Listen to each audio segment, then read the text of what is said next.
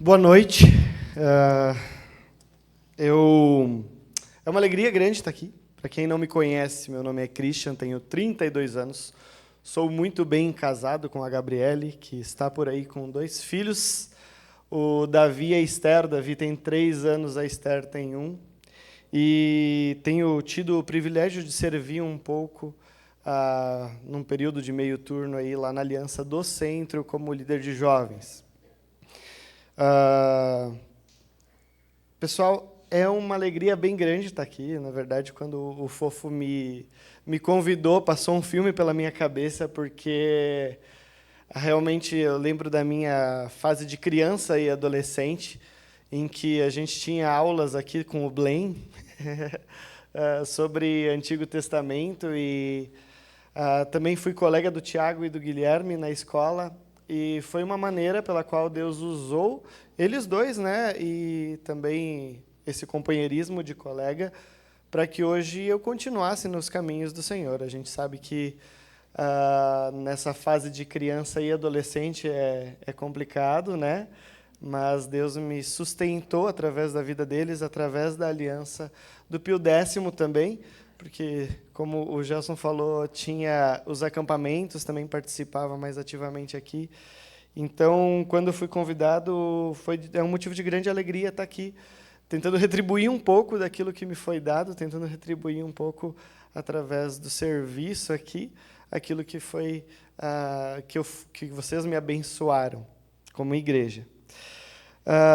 E hoje eu pensei em falar um pouquinho, se alguém não lembra de mim e for falar depois que eu estou um pouquinho mais magro, isso é ilusão de ótica de vocês. Tá? Eu já fui um pouquinho mais magro, mas depois de 2 gravidezes a gente acaba ficando um pouquinho mais pesado, né? Isso aí acontece. Mas eu pensei, então, em falar hoje um pouquinho sobre o que Deus tem me ensinado através da sua palavra. E ela começa um pouco com aquele meme que a gente vê meio constantemente na internet, que é a expectativa versus realidade. Talvez vocês vejam semanalmente sempre um memezinho de uma foto com expectativa e realidade, como é frustrante, às vezes, a realidade diante da expectativa que a gente cria. Talvez você tenha ido comprar um lanche no McDonald's e tenha visto que a realidade do lanche é um pouquinho diferente da foto meramente ilustrativa. Talvez você vai pensar em coisas do seu dia a dia que lhe trazem essa sensação.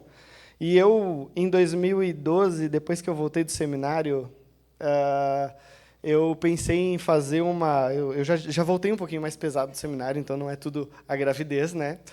Eu voltei um pouquinho mais pesado e eu e um amigo meu resolvemos fazer a dieta da USP. Se você já ouviu falar na dieta da USP, é sensacional. Se você for nutricionista e está aqui, você vai me odiar. Mas fato é que há uma restrição bem grande de 15 dias e ele promete que a gente vai perder 15 quilos nos 15 dias. E essa é a expectativa. A gente entra ali, vou começar e vai dar certo, né? Tem o parceiro, mandava mensagem para ele durante os dias, e aí, tá dando certo? Tá? E aí a gente tentava se suportar e se apoiar quanto a isso. Mas a verdade é que tinha umas refeições que eram tipo meio que bolacha de água e sal. Então, dava fome, eu tentei ir tocando, mas conforme a mudança e a transformação do meu corpo, ou a balança não apontava que estava dando resultado, isso era meio frustrante. E era frustrante ao ponto de que 6 dias depois, eu e o meu amigo estávamos no Baitacão comendo um X-doce. Porque a gente não aguentou e não estava disposto a pagar o preço que era necessário uma dieta dessas, e a gente não estava vendo resultado. Isso nos deu um desânimo. E pensando um pouco nisso, a gente vai ver e talvez lembrar de alguns exemplos bíblicos de expectativa versus realidade. A gente talvez vai lembrar da promessa de Deus a Abraão, que ele teria um filho, e a expectativa de Abraão era que fosse logo, que fosse naquele dia, e que 9 meses depois o filho nascesse. Mas Deus exigiu dele um pouco de fé essa que não foi tão demonstrada, porque ele tentou dar o seu jeitinho com Agar e tem um outro filho que talvez de acordo com o palpite de Sara, fosse talvez o filho da promessa ali. A gente talvez vai lembrar da vida de José, que era um jovem sonhador, que sonhava que seus irmãos lhe serviriam, e talvez um pouquinho de soberba. A gente não pode falar claramente isso, mas o fato que ele trouxe o ódio de seus irmãos sobre ele ao ponto dele ser vendido. Mas um dos pontos e das maiores lições de expectativa versus realidade da Bíblia está sobre a pessoa do nosso Senhor Jesus Cristo. O povo imaginava que Jesus seria diferente. Imaginava talvez um grande conquistador. Anos anteriores, aqueles 400 anos de silêncio que a gente costuma chamar, aconteceu bastante coisa. E dentre essas coisas, uma guerra dos Macabeus, que Judas Macabeu ia conquistar, e era aquele anseio do povo de ser livre novamente. O anseio do povo de, depois de passar alguns anos cativos na Babilônia, ser livre novamente, e talvez eles imaginavam que Jesus, o Messias, viria como um grande conquistador. Mas não foi dessa forma, como a gente conhece, não foi o Deus que o povo de Israel queria, mas foi exatamente o Deus que o povo de Israel precisava. Um Deus que serviu, foi servo e foi o sacrifício substitutivo daqueles que pecaram, né? Então, eu queria convidar vocês para abrirem suas Bíblias em Marcos 10. Marcos 10, do 35 ao 45, ele vai trazer um pouquinho dessa ideia da expectativa dos discípulos diante de Jesus e a realidade que Jesus apresenta. Marcos 10, do 35 ao 45.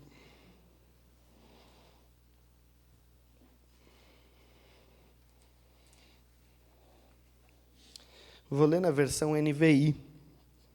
A palavra de Deus diz o seguinte: Nisso, Tiago e João, filhos de Zebedeu, aproximaram-se dele e disseram: Mestre, queremos que nos faças o que vamos te pedir. O que vocês querem que eu lhes faça? Perguntou ele. Eles responderam: Permite que na tua glória nos assentemos um à tua direita e outro à tua esquerda. Disse-lhes Jesus: Vocês não sabem o que estão pedindo. Podem vocês beber o cálice que eu estou bebendo, ou ser batizados com o batismo com que estou sendo batizado? Podemos, responderam eles. Jesus lhes disse: Vocês beberão o cálice que estou bebendo e serão batizados com o batismo que estou sendo batizado. Mas o assentar-se à minha direita ou à minha esquerda não cabe a mim conceder. Esses lugares pertencem àqueles para quem foram preparados. Quando os outros 10 ouviram essas coisas, ficaram indignados com Tiago e João. Jesus os chamou e disse: Vocês sabem que aqueles que são considerados governantes das nações as dominam, e as pessoas importantes exercem poder sobre elas. Não será assim entre vocês, ao contrário. Quem quiser tornar-se importante entre vocês deverá ser servo. E quem quiser ser o primeiro deverá ser escravo de todos. Pois nem mesmo o Filho do Homem veio para ser servido, mas para servir e dar a sua vida em resgate por muitos. Vamos orar? Deus, te agradecemos pela Tua palavra e por esse texto de Marcos. Te agradecemos porque Tua palavra é viva e eficaz, que ela fale ao nosso coração e que hoje possamos sair daqui diferente da forma que a gente chegou, pela atuação do Teu Espírito Santo e da Tua palavra em nossas vidas. É isso que te pedimos e te agradecemos, em nome de Jesus. Amém. Então aqui a gente tem um diálogo bem curioso. A gente, anos depois, e com o contexto todo em mãos, acha talvez uma pergunta e um pedido meio ridículo, talvez, dos discípulos. Mas ambos os evangelhos em que aparece, tanto em Marcos quanto em Mateus, eles trazem esse pedido de Tiago e João bem próximo à entrada triunfal. Então, a gente está num período da vida de Jesus, ou próximo à semana da paixão, próximo à semana final do ministério de Jesus. Os dois evangelistas colocam ele nessa situação e nessa circunstância. Então, pensemos que é um momento em que eles estão sentindo que algo vai mudar. Jesus começa alguns discursos e alguns diálogos a respeito de sua entrega, a respeito de sua morte, que por vezes eles não entendiam, mas o que eles entendiam é que alguma coisa vai acontecer nesses próximos dias, alguma coisa vai mudar. E a expectativa dos discípulos ali era que talvez a glória de Jesus fosse instaurada, que eles fossem para Jerusalém, talvez conquistassem tudo. E apesar de viver todo esse tempo com Jesus, ali 2 anos e meio, 3 anos, eles ainda não tinham entendido na prática aquilo que Jesus vinha trazer. Eles ainda não tinham entendido a ideia do evangelho em si, que vai acontecer provavelmente só um pouquinho depois da sua morte. Mas a verdade é que, então, nós vemos aqui, na atitude de Tiago e João, uma expectativa egoísta e ambiciosa. Nos textos anteriores, a gente vê que, se você correr o olho pela sua Bíblia, no capítulo 9, nós já tínhamos uma discussão sobre quem é o maior. No versículo 33 a 37, já tinha uma discussão nos discípulos sobre isso. E Jesus, nesses últimos 3 capítulos, já vem falando sobre a sua morte e ressurreição. Ele já vem falando e deixando claro para os discípulos que ele era um rei diferente daquele que eles imaginavam. Mas algo não parecia que eles não entendiam. Então, algo que eu separei em pontos aqui, então, a expectativa egoísta e ambiciosa dos discípulos é o primeiro ponto. E eu coloquei 2 coisas que a expectativa egoísta e ambiciosa deles gerava. Em primeiro lugar, ela impede eles de enxergar corretamente. Jesus parecia estar sendo bem claro quanto à sua morte e ressurreição, mas devido às suas expectativas de algo diferente acontecer, ou de uma glória iminente, uma glória mais rápida, uma glória que eles veriam na semana seguinte, ou que fosse um mês depois, eles não enxergavam e não ouviam corretamente aquilo que Jesus estava falando. Eu imagino que seja comparado àquilo que a minha esposa fala, que é quando eu estou assistindo um jogo de futebol, que ela fala comigo e eu não ouço. Eu estou com a atenção em outro lugar e eu não consigo ouvir. Se algum homem faz isso aqui, eu não sou o único, provavelmente. Mas vocês, mulheres, já devem ter experimentado disso, mas é provavelmente isso que os discípulos estão fazendo aqui. Nós temos um ruído nessa comunicação, e o ruído nessa comunicação chama-se expectativa egoísta e ambiciosa. É uma expectativa diferente, vai acontecer algo diferente daquilo que eles queriam, diferente daquilo que eles esperavam, talvez diferente daquilo que eles, dediquei os últimos anos da minha vida a seguir ele, e ele vai terminar numa cruz. Parece cruel, ao mesmo tempo que parece frustrante para eles, a quem tinha uma expectativa diferente. A quem não tem a visão do todo, a quem não tem a Bíblia em mãos, que nem nós temos hoje, parece frustrante, parece uma expectativa até válida, porque a gente não está lá no contexto, mas, ao mesmo tempo, eles perderam de ouvir o Mestre em algum momento ali. E aí nós partimos e vemos o segundo aspecto negativo que essa expectativa egoísta e ambiciosa gerava neles. E o segundo aspecto é que ela te impede de usufruir do presente. Os discípulos não ouviam, não enxergavam, não entendiam completamente aquilo que Jesus queria dizer, mas também eles eram impedidos de usufruir o presente. Usufruir aquilo que eles estavam vivendo. A gente, lendo, às vezes, dá até uma pontinha de inveja santa dos discípulos de terem caminhado com Jesus, de terem vivido com Ele e ouvido o ensino deles, apesar de que temos o Espírito Santo hoje e temos uma experiência diferente da deles, com a palavra completa em nossas mãos. Mas fato é que eles estavam passando por um momento ímpar na história. Momento ímpar na história de vivenciar o ensino e o dia a dia com o nosso Redentor. O ensino e o dia a dia com o Criador de todas as coisas que se fez homem. Imaginem que preciosidade que às vezes parecia que eles estavam perdendo tempo discutindo com quem era o maior, enquanto eles poderiam somente aproveitar aquilo que eles estavam vivendo, aproveitado o ensino de Cristo Jesus, que estava ali e era o suficiente para transformar a vida deles.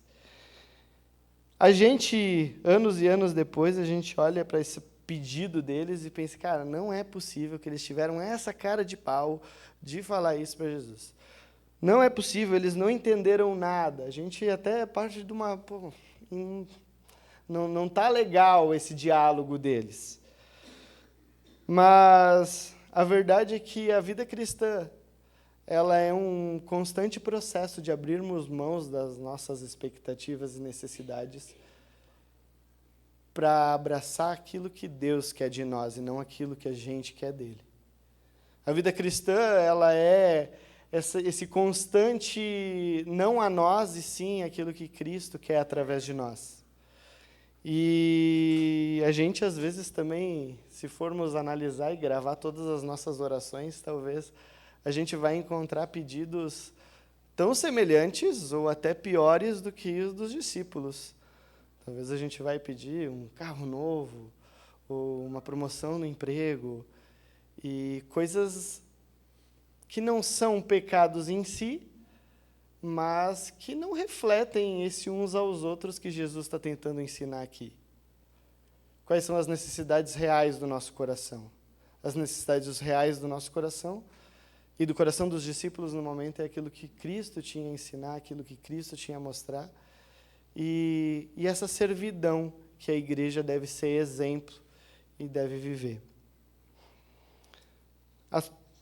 Infelizmente, até anotei aqui que a teologia da prosperidade ela está aí para provar que a gente, às vezes, busca a religião ou busca Cristo Jesus com interesses próprios. E isso faz com que a gente queira apenas uma massagem no nosso ego ou nos nossos ouvidos ouvindo sua palavra. Mas quando a palavra não está nos confrontando e nos mostrando o caminho certo a seguir, é porque a gente não está no ambiente em que a sua palavra está sendo pregada. Porque esse é a consequência clara da palavra de Deus, é nos mostrar e nos iluminar naquilo que estamos errados e nos mostrar um caminho diferente. A gente sair daqui amanhã pensando que devemos viver aquilo que Cristo quer que a gente viva, que a gente deve viver como servos e não como reis, que a gente deve servir ao irmão e não querer ser servido. É isso que Jesus fala claramente aqui nesse texto. A gente, então, vive sofrimentos leves e momentâneos, como Paulo fala, e isso é frustrante por vezes. Temos a resposta de Jesus, ele nos diz, vocês não sabem o que estão pedindo, no versículo 38. Podem vocês beber do cálice que estou bebendo, ou serem batizados com o batismo que estou sendo batizado? Talvez nesse texto, ao falar cálice, você vai se lembrar de Jesus falando no jardim, se possível, afasta de mim esse cálice. A ideia que Jesus quer trazer aqui é realmente essa ideia de sofrimento. Podem vocês passar por isso que eu irei passar, ou que estou passando, por esse sofrimento dos próximos dias?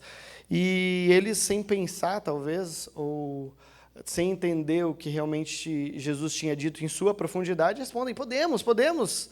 Claro que podemos participar e partilhar daquilo que tu vai passar.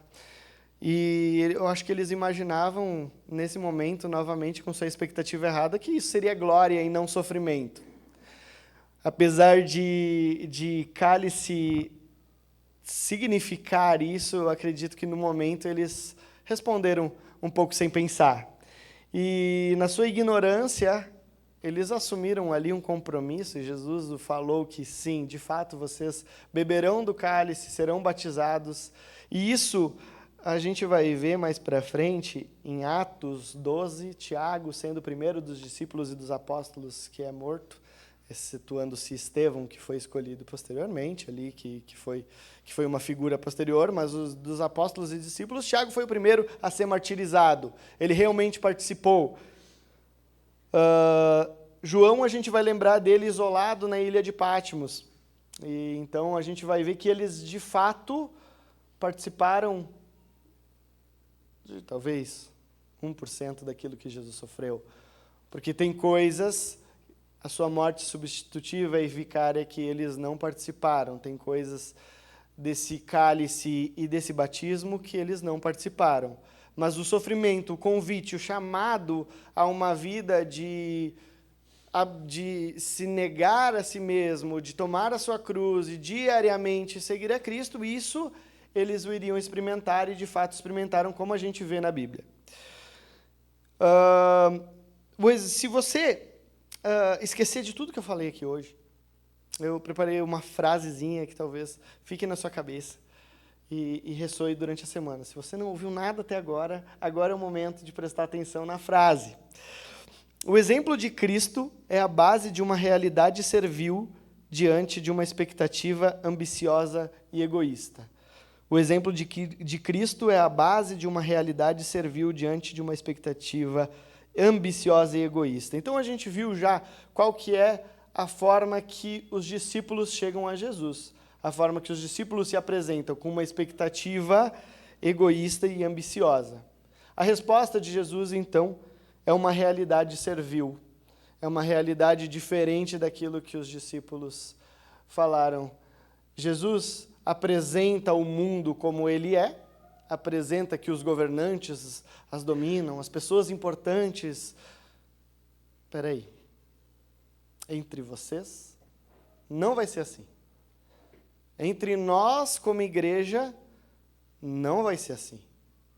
Entre nós como igreja de Cristo, o mais importante não é aquele que governa entre as nações, não é aquele que aparece, mas aquele que serve. E Jesus fala isso com uma autoridade de quem dias depois ia se entregar por todos, com a autoridade de um servo sofredor. O Evangelho de Marcos traz essa percepção do Messias, essa percepção de Jesus, do servo sofredor, de Jesus como os seus ensinos com base nessa sua servidão e também como esse substituto dos pecadores, essa morte substituta de Jesus. Então, a gente vê que a realidade é diferente daquilo que os discípulos queriam. Os discípulos queriam conquista, queriam glória, mas a realidade é servil. Os evangelhos eles trazem diversos embates de Cristo com os religiosos. A gente vai lembrar de alguns momentos com os fariseus, com escribas, que fica um pouco mais tensa a coisa.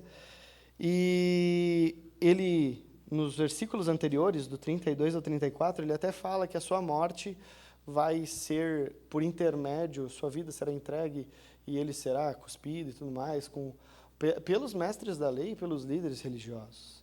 Ele o fala disso, e eu acho que o que mais machucava os fariseus e escribas é que a gente vivia um momento de tensão ali na Judéia, um momento de tensão em que eles queriam estar certos, os fariseus queriam estar certos por uma questão e seus dogmas, suas crenças, os saduceus queriam estar certos em seus pontos, os zelotes queriam matar todo mundo e libertar Israel. Então, a gente tinha diversos grupos que queriam ser coroados com a glória, ou ser coroados com a razão, com a certeza, enfim. E talvez enxergar um Messias completamente diferente de tudo aquilo que eles esperavam, de tudo aquilo que eles planejavam, de tudo aquilo que eles queriam, tornou essa frustração tão grande ao ponto de eles perseguirem a ele, de eles perseguirem Jesus e ele ser morto. Óbvio que, como a gente vê no processo como um todo, e como a gente vê aqui no versículo 45, que sua vida seria dada em resgate, em momento nenhum, a vida de Jesus, a sua morte foi um acidente, não foi? Ela foi planejada por Deus. Ela foi planejada para acontecer dessa forma. Esses embates com a religiosidade foram planejados por Deus. Ele é soberano sobre isso também, Com certeza ele é soberano sobre isso também. Então, isso não fugiu do controle dele, mas, ao mesmo tempo, a gente vê o resultado de uma expectativa errada dos religiosos da época e dos seus discípulos, uma perseguição ao Messias, que estava ali para ser servo, para se entregar pelos outros. Ao fim do texto, então, Jesus traz um desafio muito grande. A gente vê que, na realidade, a expectativa egoísta e ambiciosa ela não é só de Tiago e João, né, que fazem o pedido ali, mas no 41 fala, quando os outros 10 ouviram essas coisas, ficaram indignados com Tiago e João, exatamente porque deve ter parecido de eles correram na nossa frente, tentaram falar com ele antes e tentaram falar com quem manda para ver se eles conseguiam eles ser os maiores. Mas isso se dava porque no coração deles também tinha essa expectativa de que eles seriam glorificados, de que haveria alguma glória para eles. Mas no 42, então, Jesus chama todos os seus discípulos e diz, vocês sabem que aqueles que são considerados governantes das nações as dominam e as pessoas importantes exercem poder sobre elas. Não será assim entre vocês, não será assim na igreja. Hernandes Dias Lopes fala que o caminho da glória não é revestido de tapetes vermelhos, mas é tingido do sangue de mártires. A ideia, então, é que a gente não está aqui para sobressair, a gente não está aqui para ser glorificado, para ser reconhecido. E se você está aqui por causa disso, eu sinto lhe informar, você está no lugar errado. A igreja é o lugar de servos imperfeitos, que só servem porque um dia foram encontrados por Cristo Jesus, que só rendem alguma coisa porque temos a ação do Espírito Santo em nós. E essa é a realidade do Evangelho. A gente não merece, a gente não é capaz sozinho, nem o nosso serviço é feito, por vezes, com sinceridade de coração, mas a gente depende do Espírito Santo de Jesus Cristo, do seu sacrifício para tudo isso. E é por isso que ele finaliza no versículo 45, pois nem mesmo o Filho do Homem veio para ser servido, mas para servir e dar a sua vida em resgate por muitos. É por isso que ele finaliza com o exemplo dele, o exemplo de Cristo Jesus, que é o que nos capacita e nos possibilita sermos diferentes. Que é o que nos capacita e possibilita que a gente busque uma coisa diferente do mundo, diferente de bens, dinheiro, fama, enfim. Não que seja errado a gente ter essas coisas, a gente trabalhar no dia a dia, enfim. Isso não é errado, mas quando o sentido da nossa vida se perde por causa dessas coisas, aí nós temos um ponto de cuidado. Quando a gente busca e a nossa ambição acaba atrapalhando a gente de enxergar o porquê nós realmente estamos aqui, isso começa a se tornar perigoso, porque o exemplo de Cristo Jesus, se alguém, em todos esses anos de história, poderia vir ao mundo e receber coroas e reconhecimento, é Ele. Se alguém poderia reivindicar isso, é Cristo Jesus. Se alguém poderia terminar com tudo e ser coroado, é Ele. Mas nem mesmo o Filho do Homem, que poderia ter feito isso, que poderia exigir glórias, nem mesmo Ele veio para ser servido, mas para servir e dar sua vida em resgate por muitos. Jesus podia ter sido diferente.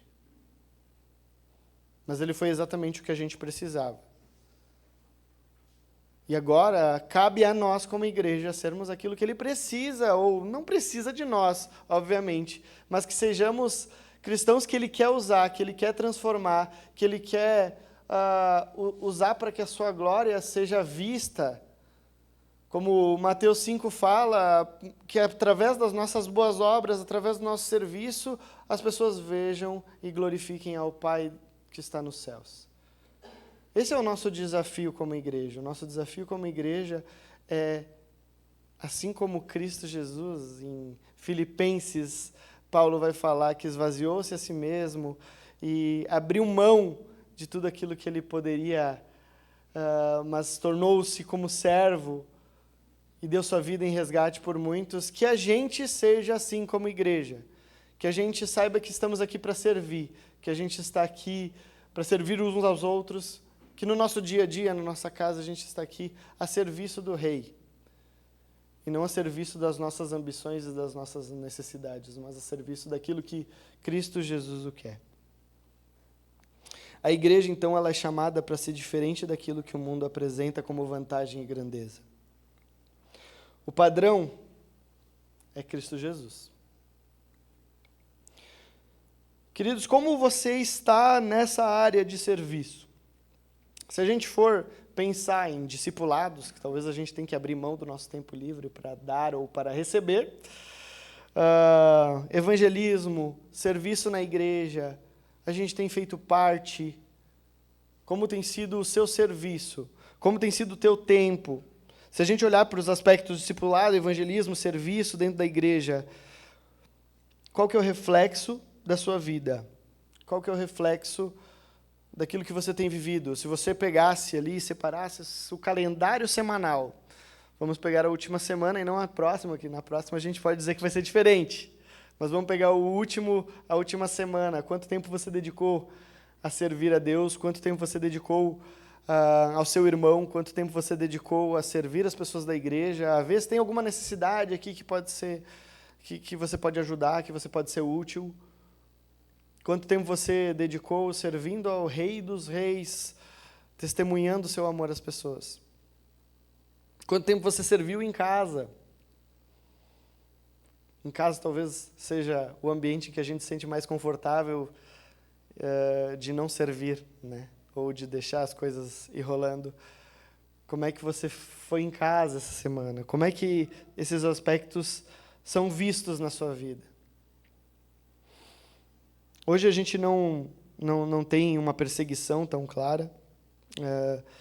Temos uma perseguição meio sutil em alguns aspectos, em alguns momentos. A gente vê durante o dia a dia aí da nossa semana que o crente não pode falar isso, não pode falar aquilo, não pode ser contra isso, não pode ser contra aquilo. E a gente viu que agora no Evangelho que a mensagem de Cristo ela é contrária e loucura àquilo que o mundo quer. A santidade de Cristo, de fato, ela vai ofender um mundo que jaz no pecado. E isso torna o nosso porvir desafiador como igreja de Cristo. Podemos nós beber o mesmo cálice, ser batizados com o mesmo batismo que Jesus cita. Podemos nós sofrer ou sermos futuros mártires. Estamos dispostos a isso também? Estamos dispostos a entender que a vida não é da nossa ambição ou das nossas expectativas egoístas, mas de um serviço ao Rei que talvez termine em morte. É como se fôssemos soldados sendo mandados à guerra sem saber se vai voltar para casa. O nosso compromisso é esse com Cristo Jesus, é ser necessário, dedicando a nossa vida a isso. Se necessário, não voltando para casa no fim da noite porque falou de Cristo Jesus. A gente não tem essa sensação aqui porque está distante, mas e se uma hora chegar? Se uma hora essa perseguição chegar, a gente vai estar disposto e prontos a isso? Como está o nosso coração? Se o serviço e a entrega não forem uma característica no dia de hoje, dificilmente serão quando os tempos maus virem. Se hoje, no tempo bom, você não é um exemplo de serviço e de entrega a Cristo Jesus, dificilmente o será. Apesar de que Deus soberanamente pode usar a perseguição para nos mostrar o que devemos passar pelo nome dEle. Apesar de crer na soberania de Deus e no seu amor, no seu carinho, no seu cuidado sobre nós, como tem sido isso para você? Como tem sido o seu compromisso com Cristo diante dessas coisas? O exemplo de Cristo, o Filho do homem que não veio para ser servido, mas para servir, é a base de uma realidade servil diante de uma expectativa ambiciosa e egoísta. Queridos, Jesus Cristo é o nosso exemplo maior, é o nosso exemplo de seguirmos alguém que realmente vale a pena. Se estamos aqui hoje é porque somos seus discípulos. Somos seus discípulos no dia a dia, talvez com alguma ambição ou com algum egoísmo também. Mas o convite de Deus e da sua palavra hoje é que a gente encare essa realidade servil diante das nossas expectativas. Que a gente se deixe frustrar e mesmo assim se alegre por poder ser escolhido e chamado para passar por dificuldades, ou até mesmo por alegrias, porque Deus é tão bom conosco que até alegrias Ele nos dá, mesmo falhos e pecadores como somos. Deus é bom em todo o tempo e Ele nos escolheu, nos chamou para que fôssemos servos. Ele escolheu você para fazer parte dessa igreja para que você servisse e não só fosse servido. Eu acho que essa é uma das grandes diferenças de um clube, de uma igreja, além da nossa fé professada em Cristo Jesus, é que somos uma comunidade, um movimento, uma igreja que serve, que ama e que está disposta e disponível a fazer a diferença na vida dos outros. Então, queridos, vamos orar, pedindo a Deus que em sua imensa graça e misericórdia Ele fale ao nosso coração e que essa semana a gente possa ser um pouquinho diferente daquilo que a gente foi na semana anterior. E que no porvir a gente possa olhar para trás e se alegrar com a transformação que foi feita em nosso coração, com uma transformação servil, com expectativas nossas frustradas que não são talvez maravilhosas aos nossos olhos, mas que nos apresentam uma realidade de servir ao Rei dos Reis e de fazer a nossa vida realmente valer a pena. Amém? Deus, te agradecemos por esse dia e te agradecemos pela tua palavra. Te agradecemos porque ela é viva e eficaz na nossa vida, te agradecemos porque ela nos transforma. Te agradecemos porque ela nos mostra onde estamos errando e nos desafia a mudarmos. Te agradecemos porque isso não depende de nós, mas é graça tua através do teu Espírito Santo em nós. Tenha total liberdade, Deus, de essa semana nos transformar, nos moldar e nos ajudar a enxergar essa realidade servil que é o Evangelho, que é a vida cristã, que é o cristianismo. Que estejamos dispostos e disponíveis a entregar o nosso tempo, o nosso conforto e para Ti, para serviço, como cantamos aqui, usa-me, Senhor, como um farol que brilha à noite, como ponte sobre as águas, que estejamos dispostos e disponíveis a servir, a se deixar ser usados. Deus nos mostra atrás do que temos corrido, pelo que temos lutado, e nos transforma, nos mostra que a única luta que vale a pena é contra a nossa carne, para te glorificar, para te honrar e para ser cada dia mais parecidos com Cristo. Nos ajude nisso. Nos transforme, nos molde, que possamos sair daqui diferente da forma que a gente chegou, dispostos a te servir e te honrar com a nossa vida. É isso, Deus, que te pedimos e te agradecemos. Em nome de Jesus, amém.